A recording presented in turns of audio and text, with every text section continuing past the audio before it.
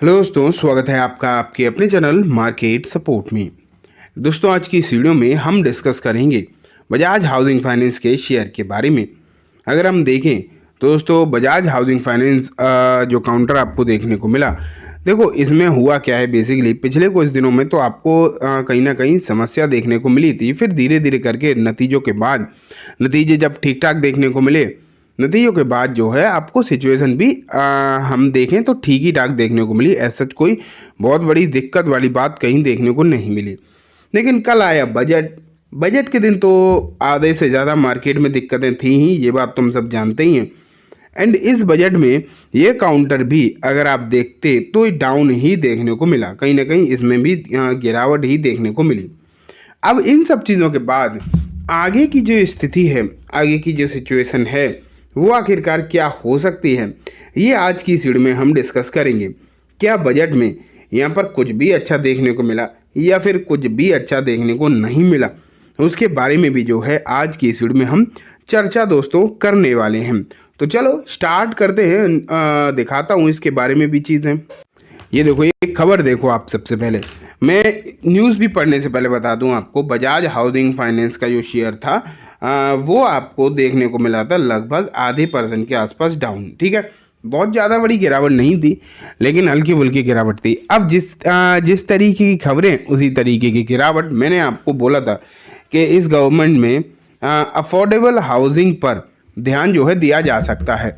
Affordable housing पर ध्यान दिया जा सकता है, इस तरीके की बातें मैंने आपको जब बताई थी। और मैंने भी जो रेफरेंस लिया था वही था जो मार्केट में न्यूज़ वगैरह चल रही थी, उन्हीं से जो रेफरेंस वगैरह लिए गए थे।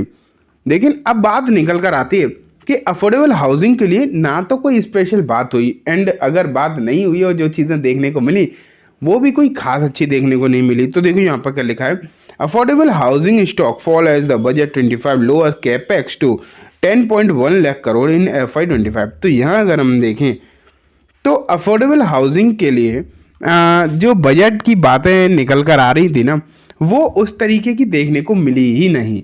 ज़्यादा चीज़ें अगर आप देखते हो सामने निकल कर आई ही नहीं। एंड अगर चीज़ें सामने निकल कर नहीं आई तो कहीं ना कहीं दिक्कत तो है। इस सेक्टर के लिए तो पर्टिकुलरली दिक्कत है। बहुत सारे ऐसे सेक्टर रहे डेफिनेटली जहाँ पर बहुत अच्छी सिचुएशन है।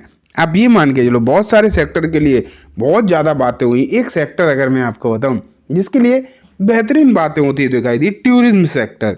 टूरिज्म एक ऐसा सेक्टर रहा जिसके लिए आप ये कह सकते हो सबसे ज़्यादा चर्चा हुई, लेकिन वहीं अफोर्डेबल हाउसिंग पर बहुत ज़्यादा चर्चा नहीं हुई। तो इससे रिलेटेड जो शेयर्स थे उनकी हालत ख़राब हो गई और बहुत ज़्यादा गिरे। बजाज हाउसिंग तो फिर भी हल्का फुल्का ही आपको डाउन होता हुआ देखने को मिला। अदरवाइज अगर आप हुडको वगैरह देखते जो सबसे ज़्यादा रिलेट करते हैं, जब भी मैं अफोर्डेबल हाउसिंग की बातें करता था तो मैं आपको बोलता था कि हुडको भी एक ऐसा शेयर है जिससे सबसे ज़्यादा इसका फ़ायदा हो सकता है अगर इसके रिगार्डिंग कोई बातें होती है तो। लेकिन ना तो कोई बात हुई, एंड इसके रिलेटेड जो शेयर्स थे उनमें भी और ज़्यादा तकलीफ और ज़्यादा दिक्कत ही देखने को मिली। तो आप ये मान के चलिए फ़िलहाल की जो सिचुएशन है वो कहीं ना कहीं वीक ही होती हुई देखने को मिली है। अब क्या होगा, कल जब मार्केट ओपन होगा तो ऑलरेडी अगर हम देखें तो मार्केट तो कहीं ना कहीं वीक ही दिखाई दे रहा है। बजट वाले दिन भी मार्केट में वीकनेस अच्छी खासी देखने को मिली थी, आपको पता है। एंड जब बजट वाले दिन भी वीकनेस देखने को मिली, एंड अब जब कल का मार्केट आएगा, मार्केट जो है बजट को एब्जॉर्व कर रहा है, आज एब्जॉर्व करेगा, चीज़ों को एनालाइज कराया जाएगा, तो कल की जो सिचुएशन होगी वो मोस्ट ऑफ द केसेस में आप देखेंगे कि बजट के हिसाब से ही देखने को मिलेगी। जो सेक्टर बजट में बेनिफिटेड रहे हैं उनमें कल तेजी के चांसेस जो हैं अच्छे खासे बनते हुए दिखाई दे सकते हैं। लेकिन ये एक सेक्टर ऐसा सेक्टर रहा है, ना तो हाउसिंग फाइनेंस सेक्टर ना ही affordable housing sector, in sector को कोई खास स्थिति अच्छी, या फिर मैं बोलूँ इनके लिए कोई खास अच्छी चीज़ें जो है देखने को मिली नहीं है। और मुझे लगता है कि इनमें भी जो है वीकनेस के चांसेस जो है बन सकते हैं। फ़ायदा इतना ज़रूर है कि अभी जो है Q3 के नंबर निकल कर आए थे, एंड Q3 के जब नंबर निकल कर आए थे तो सिचुएशन उसमें सही दिखाई दे रही थी। ऐसा सच कहीं कोई खास दिक्कत भरी बातें नज़र नहीं आ रही थी। लेकिन अब जब बजट के बाद कोई ऐसी सिचुएशन दिखाई नहीं दे रही इस पर्टिकुलर काउंटर के लिए तो कि जिसमें कोई बहुत चीयर करने जैसी बात हो। अगर एक खबर मैं देखूं आपके सामने रखूं तो आप यहां पर देखो, HSBC की तरफ से एक जो है न्यूज़ निकल कर आई थी पिछले कुछ दिन पहले ही।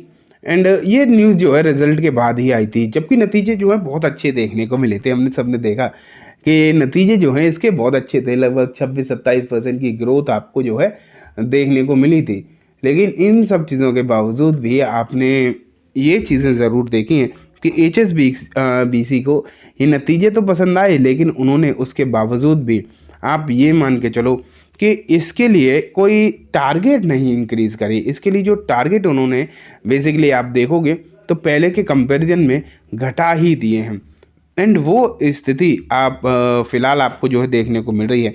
HSBC का पहले भी कहना यही था कि पहले उन्होंने जो है अपने मतलब टारगेट जो है 110 के दिए थे, लेकिन अब अगर आप देखोगे उन्होंने टारगेट और ज़्यादा घटा दिए। तो ये कहीं ना कहीं और ज़्यादा एक बड़ी समस्या वाली बात देखने को मिली थी नतीजों के बाद। अब एक उम्मीद जो है बजट से थी, बजट में भी कोई खास स्थिति अच्छी देखने को मिली नहीं। तो अब ये कह पाना थोड़ा सा मुश्किल तो है। मैं आपको काफ़ी लंबे समय से पिछले दिनों में कह रहा हूँ कि बाई के बारे में मत सोचना, क्योंकि मार्केट उन स्टॉक्स को पीटने के मूड में पूरी तरीके से है जिनमें आप कह सकते हो वैल्यूएशन थोड़ी सी हायर साइड पर नज़र आ रही है। उन शेयर्स को मार्केट जो बिल्कुल भी बख्शने के मूड में नज़र नहीं आ रहा।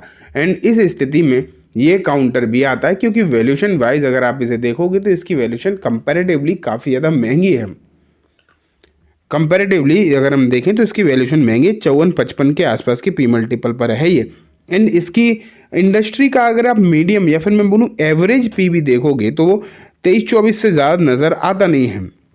तो ये लगभग डबल के प्राइस पर तो चल ही रहा है। अगर एक एवरेज प्राइस पर भी आता है तो इसे आधा होना चाहिए। हालांकि ऐसा होगा नहीं, क्योंकि बजाज हाउसिंग जो है अपने आप में एक बेहतरीन कंपनी है, एक बेहतरीन लेवल की कंपनी है, इसमें किसी को भी कोई डाउट होना नहीं चाहिए। लेकिन हाँ, जब तक कोई बहुत अच्छी चीज़ें देखने को नहीं मिलती इस सेक्टर के लिए, नतीजे अच्छे थे लेकिन इतने भी अच्छे नहीं थे कि इसकी वैल्यूएशन को आधा कर देते। समझ पा रहे हो? क्योंकि नतीजे 26-27% की ग्रोथ के थे। अगर 100% की ग्रोथ के होते तो भले ही हम मान सकते थे पी रेशियो आधा हो जाता, लेकिन पी रेशियो आधे होने की स्थिति में नहीं है अभी भी। एंड अभी भी ये काउंटर जो है महंगा है। तो इसलिए मैं अभी भी यही बोलूँगा कि मार्केट चाहे स्टॉक को भी करेक्ट करे या थोड़ा सा चलाए, मेरे हिसाब से ना ही ट्रेडर्स को एंड ना ही इन्वेस्टर्स को इस काउंटर में अभी एंट्री नहीं करनी है। क्योंकि अगर अभी एंट्री करते हो तो पॉसिबिलिटीज़ फंसने की ही थोड़ी सी ज़्यादा आप मान के चलो देखने को मिलेंगी। इसलिए इसमें एंट्री के बारे में आपको बिल्कुल भी फ़िलहाल के समय पर नहीं सोचना है। ठीक है दोस्तों, तो ये कम्प्लीटली बात हो गई बजाज हाउसिंग के बारे में। उम्मीद है आपको सब कुछ अच्छे समझ भी आ गया होगा। अब मैं इस वीडियो को यहीं ख़त्म करूँगा। जाने से पहले बस एक बार बोलना चाहूँगा, वीडियो अच्छी लगी हो तो इसे लाइक करना, चैनल को भी ज़रूर सब्सक्राइब करना, जाते थे बेल आइकन दबाना, जिससे कि जब भी मैं कोई नई वीडियो डालूँ आपके पास नोटिफिकेशन सबसे पहले आ जाए। एंड दोस्ती वीडियो सिर्फ और सिर्फ एजुकेशन इन्फॉर्मेशन पर्पस है, तो किसी भी तरीके की बाइंग सेलिंग की रिकमेंडेशन के तौर पर बिल्कुल भी ना देखें। Thank you.